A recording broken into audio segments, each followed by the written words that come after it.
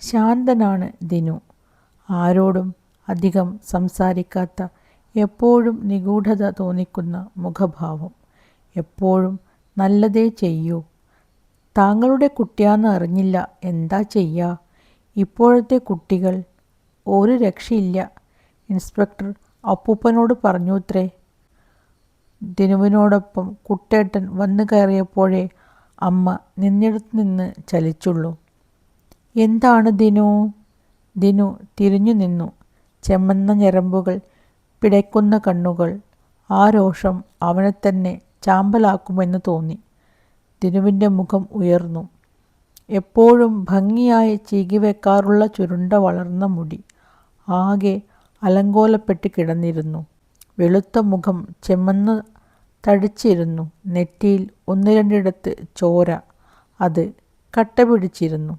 എൻ്റെ മോനെ, പറയൂ, നിന്നെ എന്തു ചെയ്തു?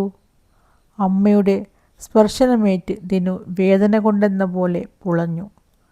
പതുക്കെ അമ്മയുടെ കൈ വിടർത്തി ദിനു മുറിക്കകത്തേക്ക് കയറിപ്പോയി. അന്നാരും ശ്രദ്ധിക്കാതിരുന്ന കാര്യങ്ങൾ. ഗിരി, ചിലമ്പിച്ച സ്വരം കേട്ട് അമ്പരന്നു. അകത്തു ചെന്നപ്പോൾ ബാലൻസ് തെറ്റിയതുപോലെ ദിനു ആടുകയായിരുന്നു. കുളിക്കാൻ വെള്ളം കോരിയോ? ചൂടുവെള്ളമോ? തണുത്തതു മതി. താങ്ങിയ തല ഉയർത്തിയപ്പോൾ ദിനു മൂക്കിനു താഴെ പടർന്നൊഴുകിയ നനവ് തുടച്ചു. രക്തം. എന്തേ ദിനു? പരിഭ്രമം കൊണ്ട് ശബ്ദം ഇടറിയിരുന്നു. കൈപ്പടം വയറ്റിലമർത്തി ദിനു ദീനമായി ഞരങ്ങി.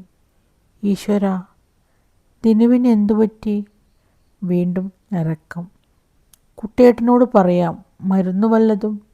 വേണ്ട ഗിരി, ആരും അറിയണ്ട. നീ ഈ സൂട്ട് ഇപ്പോൾ തന്നെ ഒന്ന് അലക്ക്, അമ്മ കാണേണ്ട. വെളുത്ത സൂട്ടിൽ നിറയെ ചുവന്ന വൃത്തങ്ങൾ. എന്തുണ്ടായി ദിനു? വയ്യ, ഇപ്പോൾ ചാവും, തല ചുറ്റുന്നു. വെളുത്ത സൂട്ടിലെ ചുവന്ന വൃത്തങ്ങൾ കഴുകിക്കളഞ്ഞ് തിരിച്ചു വന്നപ്പോൾ ദിനു തളർന്നു മയങ്ങുന്നു. തല ചുറ്റിയിട്ട് വയ്യ. മേശവലിപ്പിൽ സ്ലീപ്പിംഗ് പീൽസ് ഉണ്ട്, അതിങ്ങെടുത്തു തരൂ. തിരിച്ചു നടക്കുമ്പോൾ ദുർബലമായ ഒരു വീണ പോലെ നേർത്ത ശബ്ദം.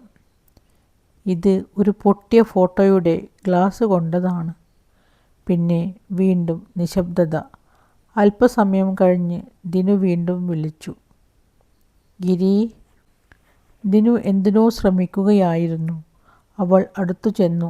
ഉയർത്തിയ മുഖത്തെ വാടിയ ആ കണ്ണുകളിൽ ദൃഷ്ടികൾ ആഴ്ത്തി.